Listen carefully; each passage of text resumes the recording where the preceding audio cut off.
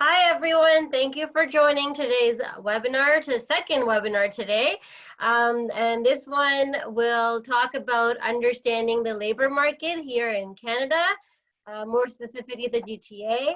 My name is Sonia Siddiqui, and joining us today again is Marcello. Hi, Marcello. Hello. How are you, Sonia? How's it going? I am great. I'm very grateful for you to be doing this webinar for us, especially with times like this when people can't come see us in person, but we are making sure to deliver workshops online. And again, very big thank you to you, Marcello. Well, no, it's my pleasure, and thanks to you. And hello, everybody out there. How you doing? All right, so before we move forward into the presentation, Marcello, if you go to the next slide, I'd just like to quickly cover a few points. I hope everyone knows that you are all on listen only mode, so we will not be able to hear you, but Marcello will certainly take your questions towards the end of his presentation. So if you look at your screen right now, there is a Q&A tab at the bottom of your screen, or maybe the top of your screen as well, but most probably at the bottom of your screen over there. So click on Q&A and you can type in your questions, and Marcello will take them towards the end of the presentation. For questions, please use a laptop or a desktop computer. If you are using mobile devices such as cell phones or tablets, I recommend downloading the Zoom app to use it. And moving forward to the next slide, I just want to talk a little bit about ACCES. Just want to let you know that we've been around for over 30 years helping job seekers such as yourselves. Just in the past year alone, we were able to serve 34,000 job seekers, and we work with over 2,200 employers, and we offer over 30 tailored programs, which include our sector-specific bridging programs, our workshops, we've got our leadership programs for women, youth, entrepreneurship. And check this out online. We've got lots of different programs that would probably suit everyone. We've got 6 locations in the GTA as of now, with our 7th newest one opening up in Newmarket soon. So stay tuned for that. And I always like to say that we have an additional location, which is online. So our 8th location, as I would like to say, is online, where we're hosting all of these webinars and bringing you all these workshops. And we also have a ton of resources online. If you check out our ACCES page, you'll see past webinars posted there as well. So that's all for me for now. And Marcello, I'm going to hand it over to you. Thank you. Thank you, Sonia. Thank you so much. Hello, everybody. For those that might have viewed and participated in the LinkedIn webinar yesterday, nice to see you again virtually. For those that we're meeting for the first time, hello again virtually. I hope all of you are well and keeping well and safe in our very interesting times. That's a phrase I like to use these days. Very interesting times. So again, my name is Marcello Scarcella, and I'm an employment consultant facilitator with the Speed Mentoring Program at ACCES Employment. Actually, I've been with ACCES just over 10 years. I can't believe it. I had dark hair when I started, so now it's gray. But anyway, salt and pepper. But in the last 6 years of my time at ACCES, I've been involved with the Speed Mentoring Program, and we basically coordinate, facilitate opportunities for our clients to meet potential employers and build connections, build relationships. And these are through Speed Mentoring events, we call them, or networking events, guest speaker events, sort of face-to-face live events and like workshops and so on. So that's another way of doing that. We also have online talking, which we're very involved in as well. So that's just some of the things that we do. We also do customized workshops for various programs, and LinkedIn, for example, that's one of the topics. So yeah, so that's basically my my story. So I look forward to sharing hopefully some information that can be a bit of help, and certainly, if nothing else, cause a bit of reflection, especially in today's topic. And I'm just going to switch slides here just to the first one, because I'm going to spend a few minutes on this particular slide with the question in front of you, where it says, what are the characteristics of the Canadian labor market? And it's interesting, as I was sort of thinking about this topic, and we're certainly all can agree that I don't want to dwell on this, but it's certainly a very interesting times right now. That's a challenge for individuals, a challenge for organizations and companies, and all the things that are happening. And all the COVID cases around the world globally So, what's happening now can really affect us, and I'll speak for myself too, I'm sure a lot of people, affect us, mentally and physically and so on if we're not careful. So I know for myself, I mean, I'm trying to make some choices here to give myself a chance to kind of have a bit of a break mentally, or go for a walk, or just take care of my health and my mindset as well, each and every day. And because really, and this is the message that I want to get across to everybody, and to hopefully if you want to carry this through as we're going through this webinar. And it's nothing complicated. Basically, it's this: focus on what we can control. So I'm going to say it again: focus on what we can control, because there are many things that we have no control over. And I believe that a big part of the secret to getting through all of this for everyone is focus on what we can control. So I'm going to come back to that a little bit. One of it too is choosing to look for the good news, because there is good news out there. Now, I know this is a tricky time, and I guess I'm an optimist, so bear with me. But you know what? There is good news out there. There's a lot going on. Even I'm sure a lot of you watch the news, so I'm not telling you anything new.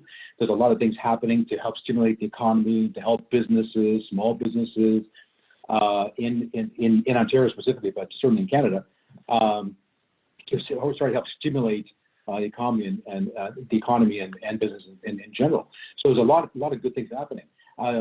If you look at this, I think just over a third, if I have the numbers right, give or take, a third of all the cases around the world globally, have resolved. In other words, they have recovered. I think it's over 100,000 people globally that have recovered. I mean, if we need to choose, I'm just suggesting this, that we need to choose to try to look for the good news part of this whole thing, because there is good news out there. But so I'm going to bring that to light as we go through this webinar. So again, focus on what we have control over. And what are some of those things? Well, we certainly can't control what's happening now with the COVID-19. We can't control the weather. Today is nice and sunny. What else are things that we can't control? We can't control the taxes go up or whatever the case. We can't control the gas prices, although they're down now, but in general they're pretty high. There's a lot of things that we can't control, but there are many things that we have control over, and that's the key to improving your level of success through job search, through getting through this time, and achieving your goals sort of down the road. So these are the messages that I want to kind of get out in the open, sort of up front. So I hope that helps a bit. So I'm going to just look at, we just draw attention to the slide for a few minutes. And there's two areas you can see here: in the past and then now. And I'm gonna just talk around some of these points. So, for example, if we look at the labor market, and just in general, way back, we're talking way in the past, quite a few years ago. And I'm going back even, well, when I was younger, but even my parents came from Italy many years ago. But even for myself too, you can probably tell, I don't mind telling you, I'm in my early 60s age-wise. I'll be 63 this year. So, and I'm lucky to be doing my thing and hopefully contributing value in the organization I work with and just in life in general. But certainly the philosophy for many years was, I'm going to have that job. I'm going to go through school, I'm going to graduate, I'm going to get that job and have it for life. That was certainly philosophy way back. Again, look at the second point: job security and stability. Again, I'm going to get that job and I'll be secure for the rest of my life. Again, that was the mindset. One boss, having that one manager or the person that I'm going to report to for a long time. This was certainly a reality for many years. There was a time when high school diploma was enough, or was considered, having a higher education. This is quite a few years ago. As you know, of course, that's changed over the years. We're going to come to that. Success was dependent on following a career ladder, loyalty to your employer, and entitlement. So basically, there was more of a sort of a step-by-step. Okay, I start here at this position, in position A, and then I'm going to work there for a year or 2 years, or whatever it might be. And now I'm going to go to position B, and then position C, and D, and so on. So there is that ladder sort of mentality, which has been around for many years as well. Last point: job search consisted of applying to job ads, and the phrase "you're pounding the pavement." Now, you know, in case you're wondering what that phrase is, a lot of you probably know what that is, but basically just getting out there. It's almost like they say knocking on doors or walking the streets or walking and then visiting companies face to face and that kind of thing. That's called pounding the pavement. And that's a lot of people really got their jobs for many years, and I include myself in there. You know, there's a time when I did a lot of that, going back and just make sure my resume was current. There's a time I even used a picture of my resume. Of course, you don't do that these days, but we're talking back in the 1990s, let's say, early 90s and so on. You were allowed to use a picture with your resume. So I did things like that, but I networked. I built connections just like you are just like suggested for you today and these days. I did that same thing. My parents did the same thing. My father, when he first came from Italy many years ago, how did he get his first job? Well, he had to pound the pavement. He had to talk to people, get to know people, make connections. So that philosophy really hasn't changed in that sense. You look at the basics of it. And look at that, applying for job ads. Well, that doesn't exist anymore. So that's a lot of the sort of the basic characteristics of the labor market, in the past and over the years. But let's look a little more in the now side. So on the other side of the screen here, a lot of trends, and for many years, not just in recent years, but overall in the last maybe 15, 20 years, and up to now, a trend has been, and even more so these days, is to have many sources of income. So there are many people that perhaps are working at their full-time job, but maybe have a side business. I've had the pleasure of meeting many, and probably a lot of you too. A lot of internationally trained professionals that have come in from outside of Canada have come to ACCES to either to look for support, maybe join a program. And I heard this story, just like Sonia has too. I'm sure there are many stories of the fact, okay, I do have a business that they're maybe helping to run, and maybe in their own country, but they're here to establish their life and career and look for a full-time job. So, and I've met many people that have that. They're still operating something on the side, which is not uncommon, but looking for that role to help establish themselves here in Canada. But of course, you still have to have some kind of income as you're going through, or whatever else can help you. So, and to be very honest with you, I mean, I'm going to put myself out there a lot. So I hope everybody doesn't mind, because I can share certainly from my own personal experience too. I've been doing that for actually quite a few years. And it started in the 90s. So if I look back, in the early 90s, where I was in sort of job or role transition, I began to do things on a contract basis and build other sources of income on the side. I'm going to actually come back to that a little bit, because there's another point I'm going to get to. So it's actually the next one. At least 3 distinct careers over your life, and that's not uncommon. So 3 actual separate, different careers. People have many jobs these days over a lifetime. Actually, the stats show anywhere from 5 to 7 different careers over recent years.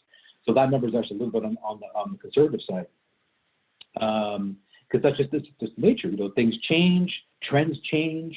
Perhaps you want to bring out different skills that you haven't used for many years. Situations change, of course. So these are really things to consider. So at that point, when we get into 3 distinct careers, and again, I go back to my own experience, if I could share that, is especially, if I look at the first part of my career, I won't tell you what year, but take a wild guess. In my, let's say, early 20s up to about my early 30s, age-wise, I was in the retail industry, and I did everything from a frontline position to operations, to sales management, senior sales management, senior regional management. I was in that sort of that whole spectrum, you could say, in the retail industry for different organizations. But and like what can happen in many cases over the years, and there was a point in the early 90s that was restructured or re-engineered, and I had a very young family at that time. I said, well, what do I do? So here I am. I was doing at that point what a lot of you are facing today. Literally is well, I'm here trying to navigate through whatever's going on, and what do I do? How do I need to get to know people. Need to figure out what other skills do I have that I can develop and use. So this is what I was going through at that time. So I began to Actually, long story short, I connected with my father-in-law at that time. He was a great man, and he's also my mentor, role model.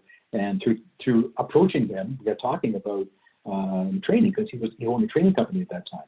And I, without realizing, did a lot of training in my previous roles.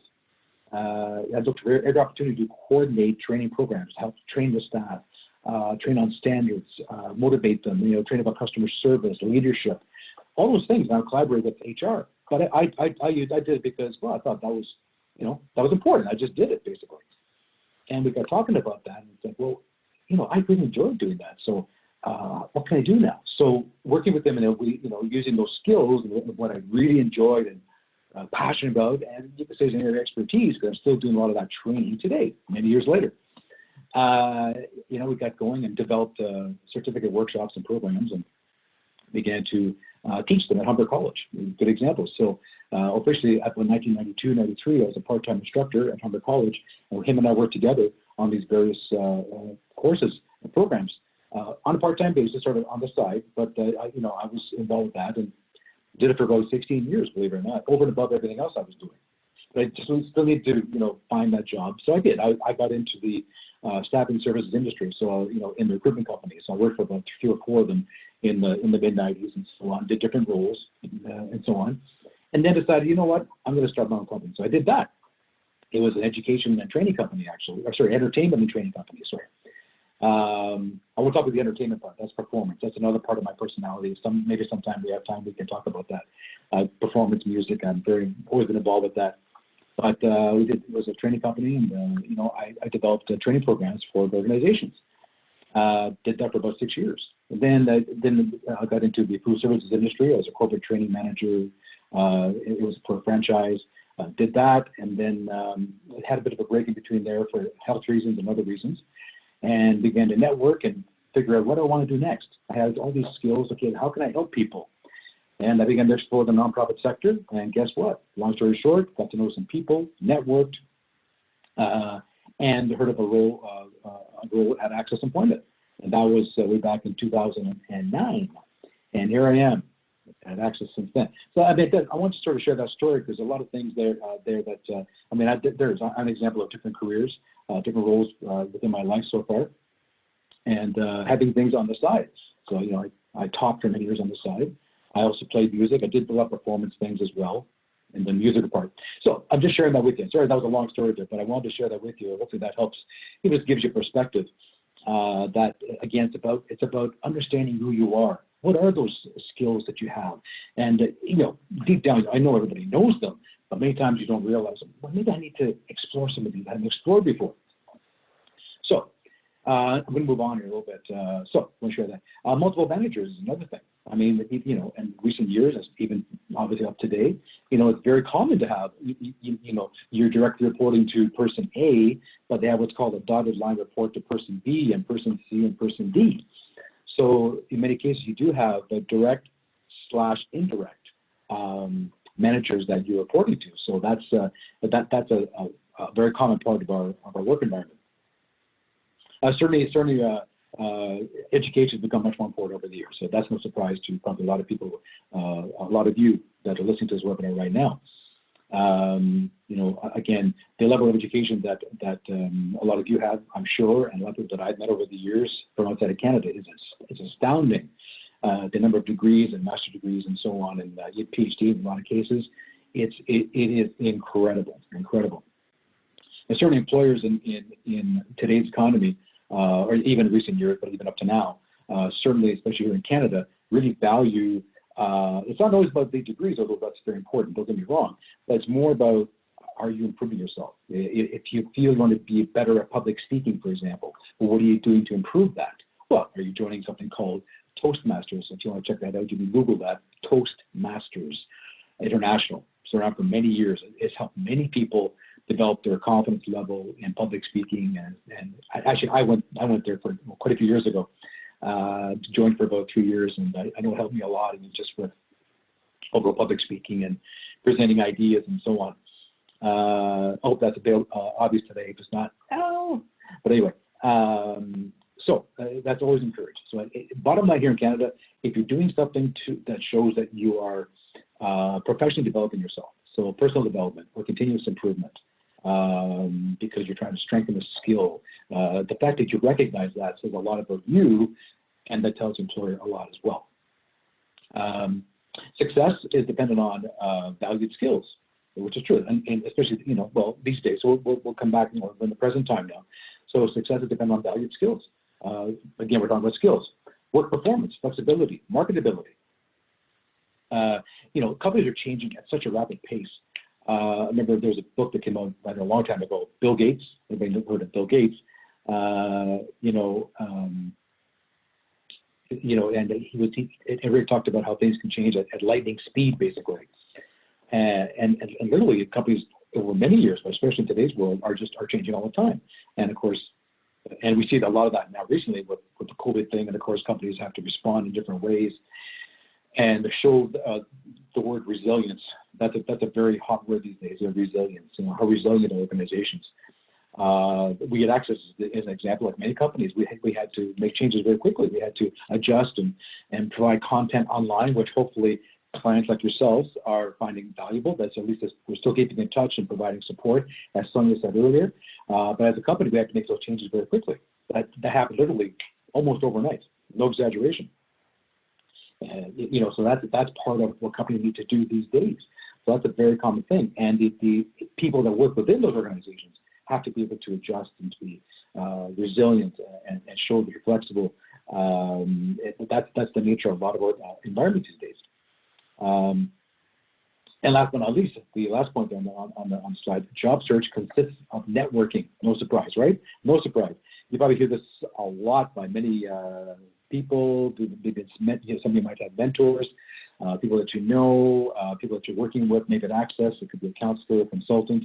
And that's the bottom line. We're going to always come back to that no matter what we talk about, whatever the theme. Relationship building and having a clear target. I mean, this is so critical, especially right now. And I don't know what a lot of you are thinking. By the way, I know I'm talking a lot on this slide because there's a lot here that I want to kind of cover. Dory, I do have other slides, by the way, and there are some websites that you'll see as we go through this webinar. And just so to remind you, this webinar is being recorded. So you'll get a link afterwards, and you'll be able to hear and see what we're talking about here anyway. So, but there are websites that I'm going to show you just shortly that relate to researching, information about labor market trends and other role categories. So that's in here as well. So just wanted you to know that. Okay, but yeah. So again, very, very, very, very, very, very critical. Networking is the key. Let's face it. And before I move on to the next slide and talk about some other things, another piece of advice, I go back to that phrase I said before, focus on what you can control. So one of the things you can control is your approach to networking, especially online. In most cases right now, it's online, it's virtual. You're connecting via LinkedIn, for example, right? And other ways too. So whether maybe you're on the phone talking to somebody, but I mean, the bottom line is everything's right now, it's virtual, it's online. So it's important to keep that momentum going, even more so now.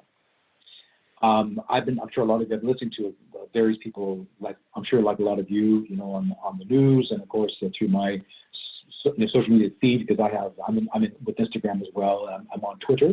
By the way, just a side note, twitter.com. If you don't have a Twitter account, you can still go on twitter.com / job search, for example. It's another way of searching for jobs. And Twitter itself, if you have an account, I would encourage you to follow recruiters on Twitter. So we get the insights. But what are some of the recruiters doing? What are some of the things that they're looking for? What companies that they've been in touch with? A lot of these recruiters are very, they really share a lot of information if you follow them on Twitter. So a lot of it, if you find out who they are, even going through LinkedIn first, and then you can see, well, I want to follow that particular recruiter. You can look them up even on Twitter and follow what they're doing and who they're talking to and so on. I'm just trying to share that as another sort of side point, put it that way. It's very encouraging. So again, you have control over that. Biggest piece of advice again with this whole thing: keep the momentum going, even more so now than ever before. This is the time to plant those seeds. I'd like to say plant seeds like a farmer planting seeds right now, so that you can begin to cultivate so that you'll bloom eventually, right? People are saying, they're saying, and I'm not an economist, by the way, okay, but people are saying that there will be a time at some point, we don't know how long it's going to be, there'll be a time that we'll bounce back. And it'll be a very fast bounce back. So the question is, what are companies doing to prepare themselves for that bounce back? But more importantly, what are we, as or you, doing as job seekers to be ready for when things do bounce back, and that you're in position, that you've been networking, that you put yourself out there. There's a quote by Oprah Winfrey. I'm sure a lot of you, of course, good old Oprah, very popular, amazing lady. One of the quotes that she came up with many years ago. Success happens when preparation meets opportunity. So, and a lot of you may know that. But again, I'll just say it. Success happens when preparation meets opportunity. You think about that. Yeah, if you're prepared and you've done the preparation, the opportunity comes, then you're ready to grab it because you've been doing the work basically, and that can potentially lead to success. It increases the odds if you've done the preparation, if that makes sense. Okay. All right, so I'm going to move on. I'm probably going to come back to some themes. So you're going to find out that this webinar is really more on the personal side. So I hope this helps you, because this is what's really happening, and really gets really up to us to control what we can do and what we do. And again, we're still on the sort of this question about what are the characteristics of the Canadian labor market. So these are just some very, very basic sort of general trends, but just a few points to sort of look at. Aging demographics, and we have a very large percentage of what are called baby boomers, let's put it that way, the upper aging group, and I'm certainly in that group. I'm in the baby boomer group, shall we say? I told you my age before. So certainly that's happening. So that's as that grows, of course, that leaves opportunities kind of in the middle for some of the people that are not, a bit younger, of course. So that's another area. There's a lot of opportunities for youth. Now, youth, the age category usually between 15, 16, up to about 24 to 28. That's sort of the youth category. So as actually, as a matter of fact, let me just, if you don't mind, because I just worked on a few things that I just happened to look at this morning. So so there is a lot of opportunity for youth. Actually, in general, if you look at Ontario, I'm just going to throw this in since we're talking about this. This is 2019. So anything you look at right now, a lot of it is, it's as recent as it can be. But in 2019, this is on jobbank.com, by the way. This information. Jobbank, the 2Bs.com.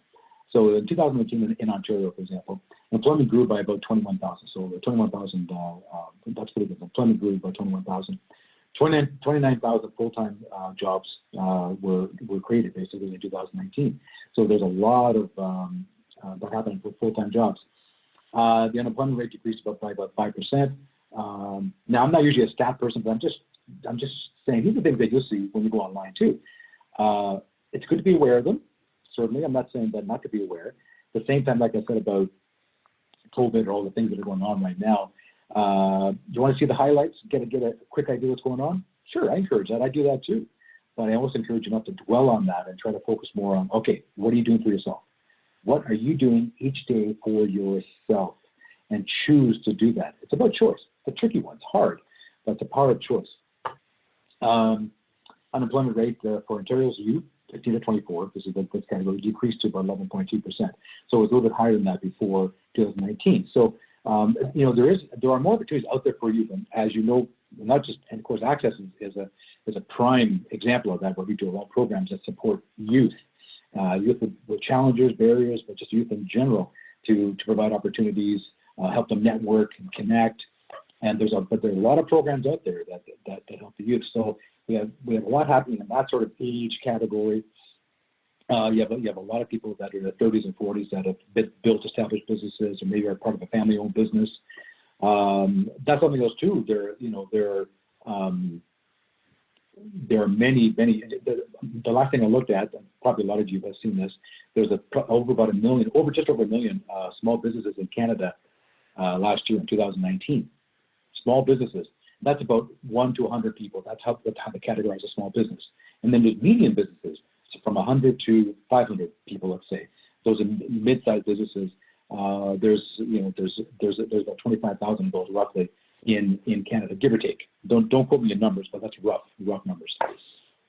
So ACCES Employment is a mid-sized business. Because, we're about 240 people, I think, roughly, Sonia. I'm not sure if that's right, somewhere 230, somewhere in there. So it just gives you a flavor, but there's always opportunity, a lot of opportunity with the small businesses, and there's a lot of support being given as well in the small businesses, even through today's current situation. You heard recently there's a lot that's being funneled in to help these businesses sort of build and to help companies actually pay their employees. So there's actually money being filtered in, and that's good news. I'm going to give you some good news here, by the way. There's good news out there. So things are happening. The government is really stepping in. They're doing a great job of doing what they need to do as best they can. So, anyways, a few thoughts about that.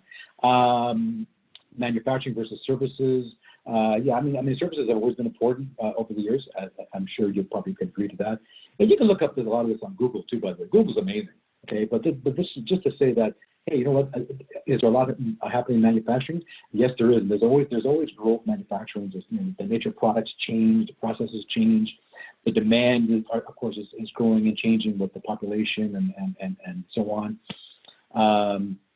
We've got robotics happening out there, so we've got the technology that kicks in there to create products that create products more effectively, more efficiently. So that's a big part of today's market. Full-time versus part-time and contract work. So I think I gave you just a number earlier where there's roughly almost 30,000 full-time positions that were created last year. That's probably even more than that. But does it mean that are there part-time and contract jobs? Oh yes, absolutely. And that could be an area where a lot of you, for example, and even through this time, as you are working towards your big picture goal of whatever job that is, and as you are branding yourself, I'm going to encourage you to do that each day. Take those steps for yourself. Self-preservation, that's my motto. What are you doing to take care of yourself mentally, physically, spiritually, okay, as well? And also, what are you doing? What activity are you doing each and every day to work yourself to move towards achieving those goals, job-wise and otherwise? In the meantime, some of you, may want to look at things that are part-time. Interesting point. And I've got I use my LinkedIn as an example. I have certain things set up on my LinkedIn where I see certain, different companies come through, different roles, and that keeps me kind of abreast as to what's the activity like out there, so I can share that with clients.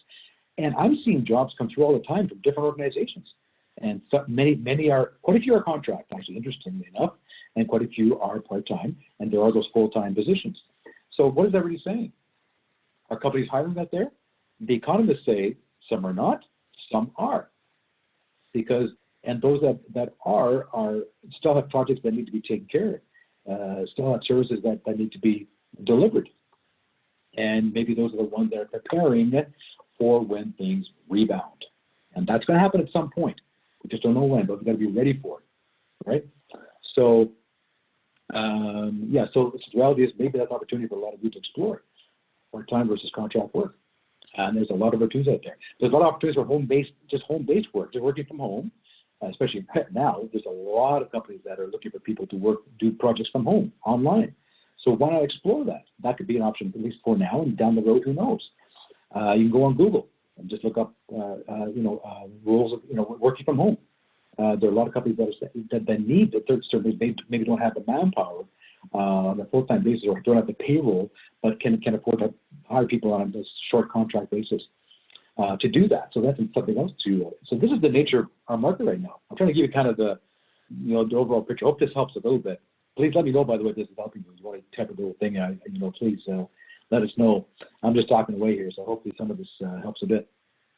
Globalization, outsourcing. What has been going on for quite a few years? So, we're working globally with many countries around the world. So this is nothing new for anyone there listening to this. Outsourcing has been going on for many years. So companies that can't afford to provide a certain service or whatever it might be internally, perhaps need to outsource certain procedures and services and so on to other organizations. So that's been going on for a long time.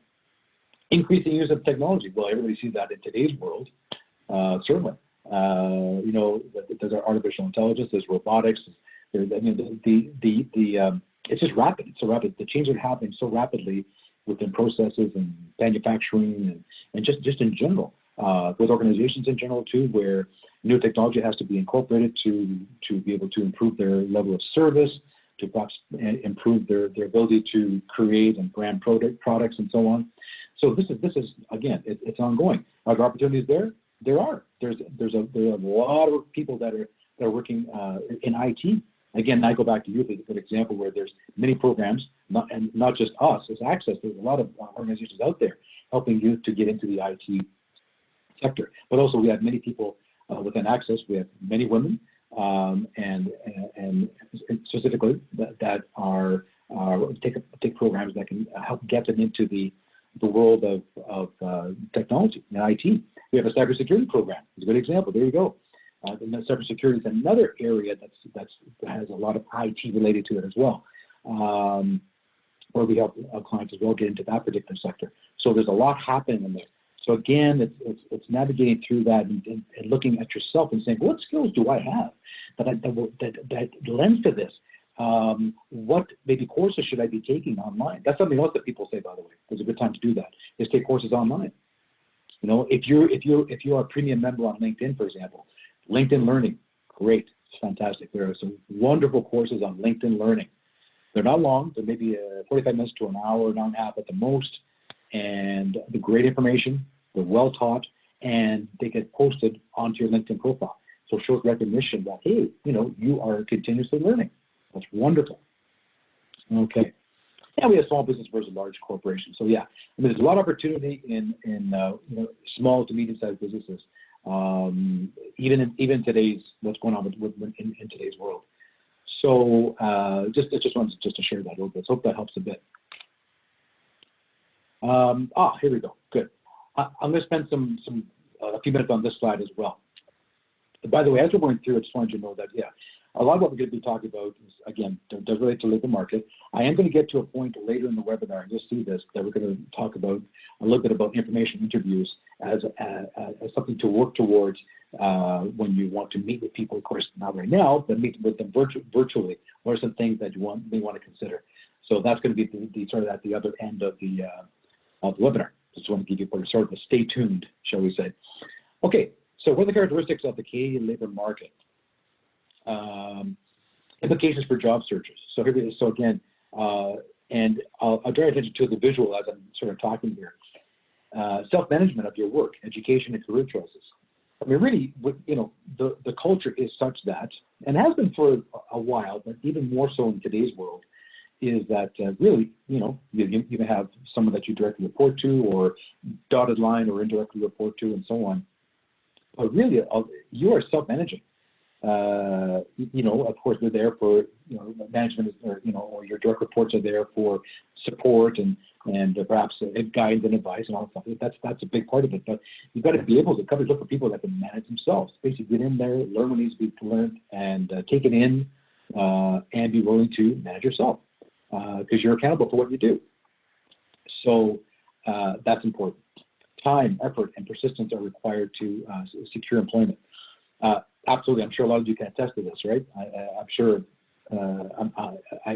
everybody's on the same page on this. I would think that to achieve a job period, get a job period, or for a lot of you that are in that, I don't know how long you've been in Canada, a lot of you, or if you are your Canadian citizens, it doesn't matter. Anyone really, it really gets down to, okay, you know, it takes time, it takes effort, consistent effort, day by day effort, and it is a step-by-step process.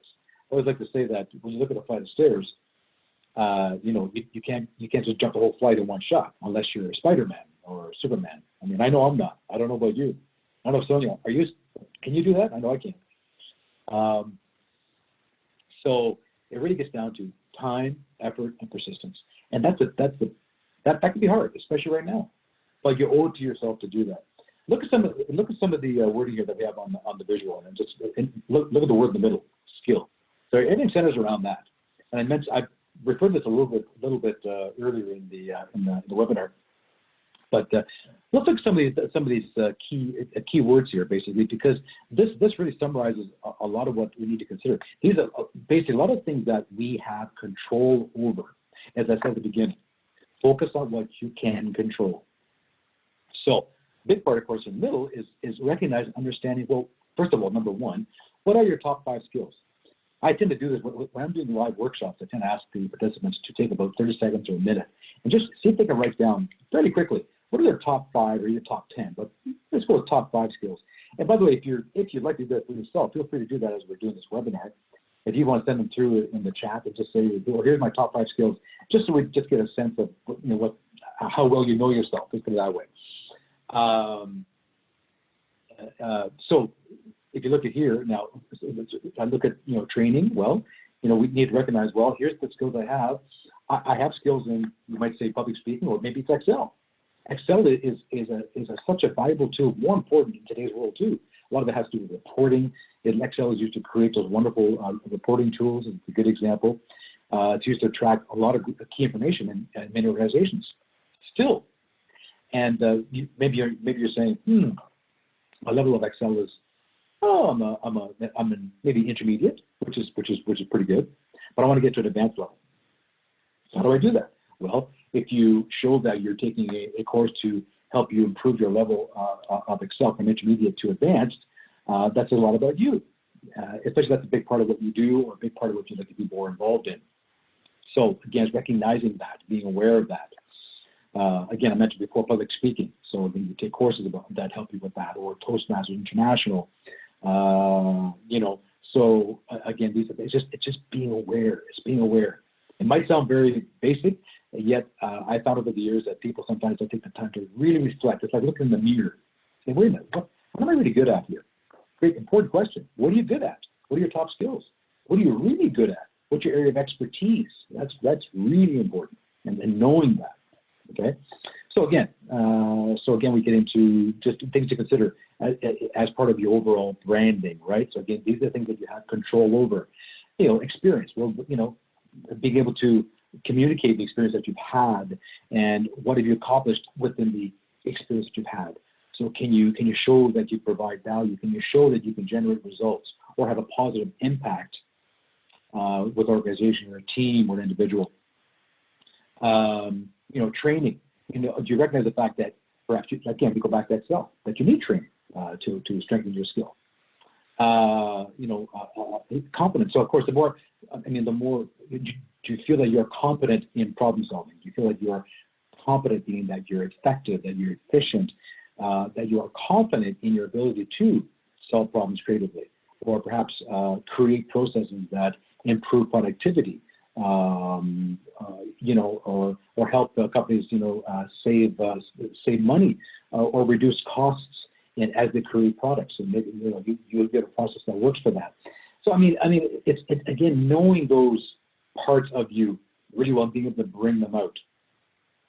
These are a lot of things that I would encourage you to really focus on more now than ever before. This is the time to do it. This is the time so that, again, what we said before, you're preparing. You're preparing for when that opportunity comes. You'll be ready, right? So again, learning. Again, this goes back to continuous learning. Are you willing to learn, first of all? And how quickly can you learn? Knowledge. Where does knowledge come from? It's from doing things, right? And it's besides your experience, it's studying, it's taking courses, it's doing research, it's looking at the trends out there. That's where knowledge comes from. Talking to people that you connect with. That's where the knowledge comes from. Advanced training. Again, this was the same idea with the training. Growth.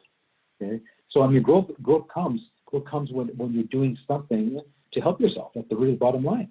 Are you willing to take on new challenges, maybe new projects? You're showing that kind of initiative. Do you have the ability to take on new projects? Do you feel that you've got that ability to move forward, and so on? So, and these are a lot of things that, in the end, we all have control over that.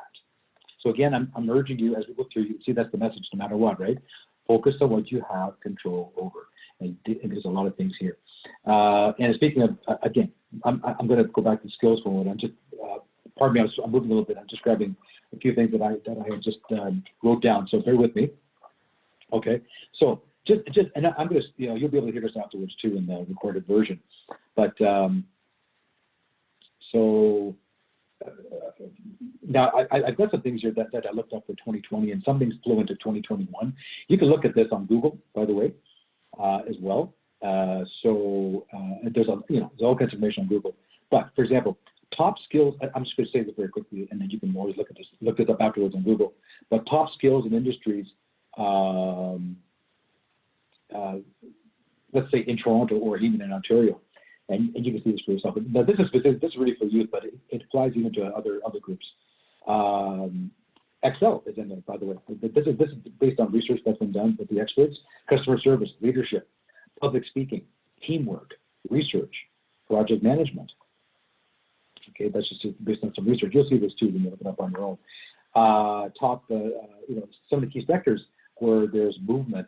This is based on, getting into this year, getting into 2020, even including this whole COVID thing. This is an overall, trend.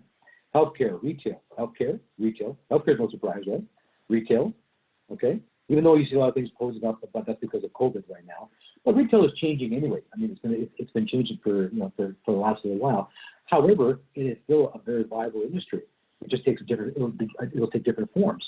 But retail industry is always going to be viable, so we want to be strong with it. Government administration, the government, IT. We'll talk a bit about that. Marketing and advertising. Companies, they may incorporate more digital technology, for marketing and so on. But the actual idea of marketing and advertising is never going to go away. It'll just be done differently, using more technology perhaps in the future. Nonprofit, the nonprofit sector. And ACCESS is in the nonprofit sector, for example. There's a lot happening in that sector as well, and opportunities. Computer software, so part of the IT, software programming, for example. So that's just a few thoughts there. Overall skills needed. Okay, so this is again based on research. So things like, now, tell me if this surprises you, because even myself looking at it as a review didn't surprise me. Sonia, I don't know if it's surprise you on this. Communication. That's a given. That's so important, and how we communicate with each other in the workplace, just overall, whether even live like this, virtual like this, or live, or whatever the case may be. Do you have a growth mindset? Are you looking at down the road that you want to perhaps enrich your skills, or take on a larger role, or the role that has more scope? So do you have that sort of a growth mindset? Do you want to improve? Do you want to develop yourself? Another skill that's needed and important in today's labor market is collaboration. Collaboration, being able to collaborate this is huge. And I'll say this proudly, with ACCESS, I've worked with many companies over the years. I've never seen the level of collaboration that I've seen within ACCESS. And that's the power of what we do. We're always supporting each other and collaborating, and that's why we're able to hopefully provide services that do help and support our clients, such as yourself and others, to achieve their goals, basically. Empathy. Trying to understand. Marcello, we're at the 10-minute. We have 10 minutes left, so just okay. Thank you so much, Sonia. Appreciate it. Thank you. Yeah. So, and here's another example: a willingness to learn, self-management, resilience, big one, decision-making, problem-solving, influence, big one, persuasion, interpersonal skills, customer service. I mean, and those are just some of the, and that's based on just, if you go on Google, these are a lot of the top skills that employers are looking for. No surprise with a lot of these, actually, if you think about it. Okay, so I just want to share that with you. Okay, so I'm going to move on a little bit here. I hope some of that helped you a little bit with that information. I may skip a couple of slides, so bear with me. I'm just going to quickly mention this. You'll probably hear your counselors or consultants mention something called NOC codes, National Occupation Classification Codes. Now, you can actually look these up on Google, and these are basic codes that have been in place to really classify different roles and what's involved in those various roles. And it just gives you a sense of what's involved, so that it helps you sort of determine, well, do you have the skills, some of the skills that these roles are looking for. So that's how this can help you. But you can look that up, and there's a website that you can look on as well. But you can Google this, National Occupation Classification. But you'll see this anyway in the recorded version. I'm just going to go through a few of these. Something else that you can look up to, and then there'll be some websites coming up. What are regulated professions or occupations in Canada or in Ontario specifically? So again, for example, engineering, nursing, physicians, trade. These are some of the areas where there is, certification involved, perhaps, or so that you need to upgrade to be able to do these roles. So it's important to know which professions are regulated as opposed to non-regulated, so it determines sort of which way you want to navigate. Okay. There are also regulated professional or occupational organizations. So there are organizations or associations that are, or role specific, like the Association for Professional Engineers. There's a nurses association, for example. So again, that you can become part of this, and it's good to know about these organizations, but perhaps you may want to become a member, or it may help you in your preparation to become licensed and certified. But you can again look those up on Google. Here's a few websites for you that helps you with industry research. There are two main research tools in Canada. And again, you just see this, but just to share with you, Working in Canada and Ontario Job Futures. These two are great for getting all kinds of information on job classifications, trends in labor market trends, and so on. So great information on that. I'll encourage you to look at those. So again, we look at what the purpose of company research. So why do we do research? What's the point? Well, you want to learn about them. You want to find out what makes them tick. What are some things that you can learn about that organization that may help you as you attempt to schedule what's called informational interviews? So again, it's important to get an inside road on a lot of these companies. You can do this on LinkedIn. You can follow companies on LinkedIn, and I encourage you to do that. That's actually a great way to do it. Okay, and again, here's some more websites for you. The following are useful sites and tools for researching Canadian companies. Okay, again, labor market information. There you go, right there. Great website. IC.gc, that's another government website. Scottinfo.com. You have to open a trial account, but this is a great website over from different organizations, different sizes, the small, medium, large, contact source as you're looking to connect with people in other ways, either directly by email or making a call. So you can look at those on your own as well. Okay. Now, we're going to talk a bit about informational interviews. So I just wanted to and I'm going to sort of highlight slides as I go through the brief, because I know time's getting a little bit close, or getting tight a little bit. We want to have time for questions, and hopefully this has been helpful a little bit. So the idea of an informational interview, and I don't know how many of you have actually had one. If you have, that's great.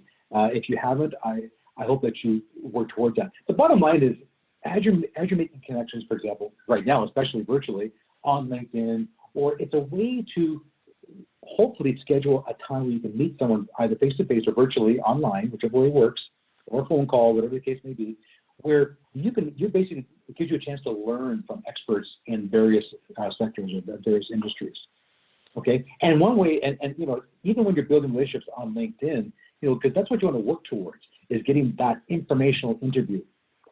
And by the way, I've got some sample questions that I'll just read off quickly that you can ask, but we certainly encourage you to come up with your own questions as to what you'd like to ask that individual. Keep in mind, please, these are not about looking for. I'm going to move the slide ahead a little bit. These are not about looking for a job. I know it sounds kind of crazy when I say that. You're really looking for information, looking for guidance from experts in the different sectors and industries. That's what you're really after here. Okay, so jobs will come. Yes. Deep down, if you look too desperate or you sound too desperate, people can sense that. So keep that in the back of your mind. Your networking approach it should be what's called a soft sell. It's like a soft landing in an airplane or a jet. You're coming in and you want to learn. It's about learning. It's about learning, growing, you're building your network. That's what this whole thing is about, really. And that you also have control over. Remember, focus on what you have control. What can you control? Okay. So let's see. All right. So again, I covered a little bit of this about. Again, this is courteous. This is being courteous. Okay, when you actually have to schedule that time for an informational interview, you want to show respect and you want to make sure that you're listening. You can take notes. It's okay to take notes. If you schedule 15 minutes, make sure you're the one that says, okay, yeah, I know your time is valuable, I know it's been 15 minutes. If they say, no, I'm okay for another 15 minutes, that's great. So you want to respect people's time, whether it's virtually like this or at some point live, face-to-face, okay? And you always want to be professional no matter what. You're always branding yourself, no matter how they're dressed, okay? You always think about how do you brand yourself? What are you wearing? What, how are you coming across? Okay, this is ready. But we're pretty about the end of the slides. But I want to mention a couple of things. Sonia, are you okay for about 5 minutes, or is that too much? 5 minutes, okay? Okay, cool. We have more like 2. Oh, okay, great. That's it. Well, I was close. Okay. I want to just share with you, everyone here, very, very briefly, just some, again, some sample questions that perhaps you can ask. And you know what? I encourage you, if you go on Google or even on YouTube, there's sample questions for informational interviews. When you do get in front of that person like this or live at some point, these are just quick examples. What are the basic prerequisites for jobs in this particular industry? Whatever industry that you're asking about. How do people normally break into the industry? That could be another question. On a typical day in this position, what do? You want to learn about them. What's a typical day or a day in the life of that particular person? What special advice would you give a person entering this particular industry? Would you know of anyone else that perhaps I could speak to? That's a very important question, by the way. If you ask nothing else, you want to ask that question. Would you know of anyone else perhaps you might recommend that I could just speak with to kind of learn more about some things, some more about the industry and so on? You'd be amazed how people are willing to help you provide that information. On LinkedIn, as you're wanting to connect with people, just one final thought on this part. You can use phrases like this as you're trying to connect with people and working towards building a relationship and hopefully having a chance to have what they call a coffee chat or informational interview. I'm currently expanding my network within the financial industry, we'll pick that industry, and I'm looking for opportunities to learn. Notice the phrasing. Opportunities to learn from industry professionals, such as yourself. You're stroking their ego. They like that. They don't mind that. That's great, because they're an expert. They're looking for a chance to meet them and get some of their guidance. Please accept my request to connect. That's just an example. You'll hear this again when you see the recorded version. Just want to share that with you. So again, it's really, again, overall, bottom line, focus on what you have control over. What can you control?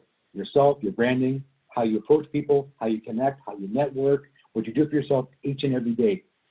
And you also have control as to how much you listen to or watch when it comes to the news out there and COVID and so on.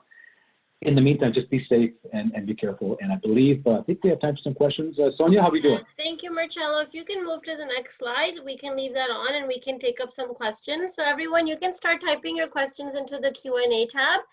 And the first question here is, keep your questions short so we can get through them quickly.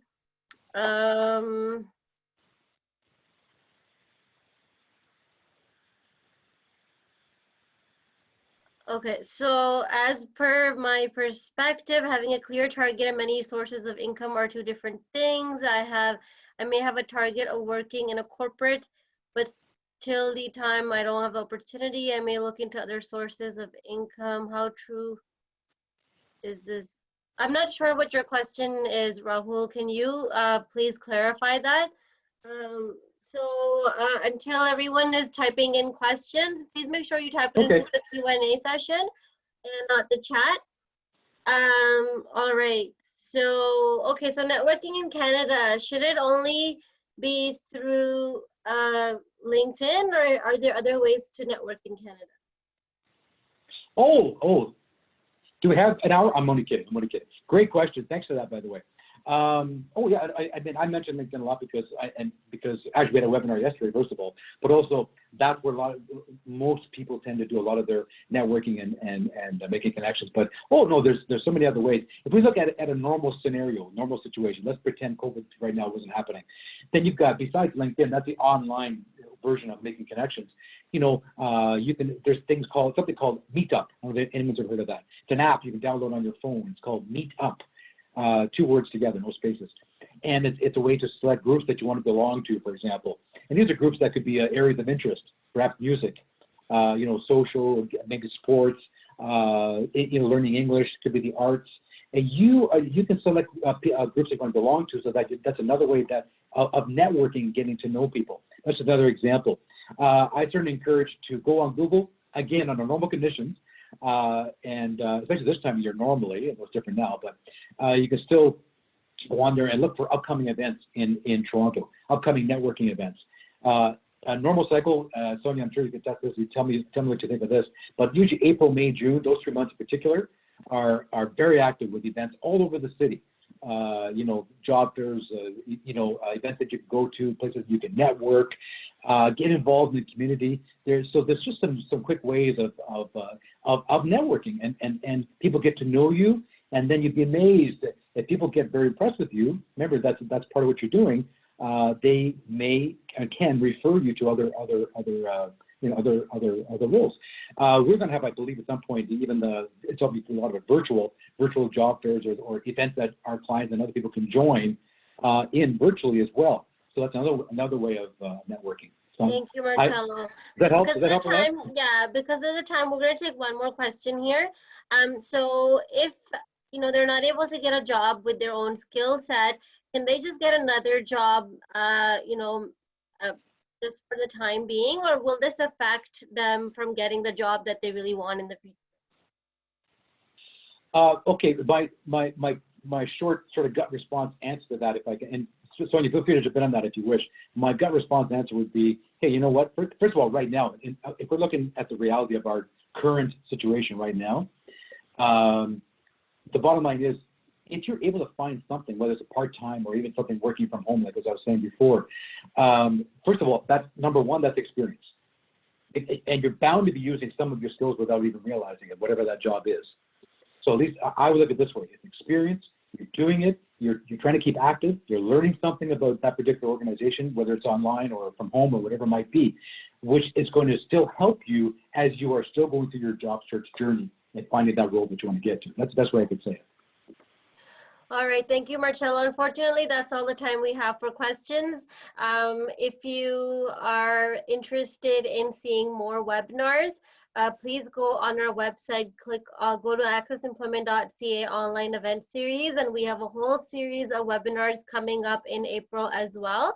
And we also have our ACCES online resources page, where you can look at past webinars, other resources related to webinars, resumes, interview tips, networking, and all. And if you want to practice your English conversation skills, you can attend our online Talk English Cafe as well. And if you want to make an appointment and you want to meet someone in person, unfortunately, we are not doing that yet. We are doing whatever we would in person. We're taking it online or over the phone, so you can call one of the closest ACCESS locations to you, and we can set you up with an employment consultant over the phone or through using Zoom or other platforms as well. So thank you everyone for joining today. Thank you again, Marcello, and I hope everyone has a nice and safe weekend, and we'll see you next week. We have 2 webinars on Monday. One in the morning at 11 a.m. for newcomer job seekers, and another one at 2 p.m. talking about how to build a resume, a Canadian style resume. So please go and register for those, and we'll see you next week. Have a great weekend. Thank you again, Marcello. Thank you, Sonia. Thank you, everybody. Take care. Bye now. Bye-bye.